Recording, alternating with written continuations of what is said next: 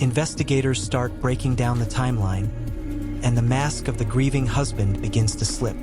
At first glance, David Miller looked like every cliché of a heartbroken man. His tears, his shaking hands, his frantic voice. But detectives knew emotion can be staged, and David's story was about to betray him. When asked to walk them through the night, his version of events shifted each time. First, he said Laura collapsed while watching TV. Then, he claimed she was carrying wine from the kitchen. Minutes later, he insisted she was already on the floor when he walked in. 3 versions, 1 truth, and it wasn't matching up. Detectives then recovered Laura's phone. Strangely, it was wedged under a couch cushion, as if hidden. What they found inside made the timeline explode. At 9:10 p.m., Laura had texted her sister, "We need to talk tomorrow. I found out something tonight." That message was never read. And yet, at 9:12 p.m., David was on the phone with 911 claiming Laura wasn't breathing.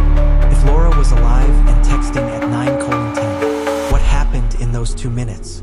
The neighbors added fuel to suspicion. 2 households reported hearing raised voices from the Miller home around 8:45 p.m. Sharp, heated, unmistakable. But David insisted everything had been quiet and peaceful. Detectives knew better. The biggest crack came from David's own laptop. Digital forensics revealed late-night searches that left investigators stunned. How to make a death look natural? How long does poison take to work? And hours before Laura's death, how soon does rigor mortis set in? The grieving husband act was over.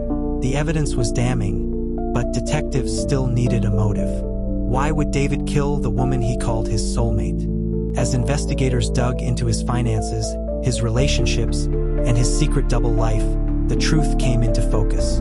David Miller wasn't just a man who lost his wife. He was a man who was about to lose everything. And Laura's death may have been the only way out. To be continued in episode 3.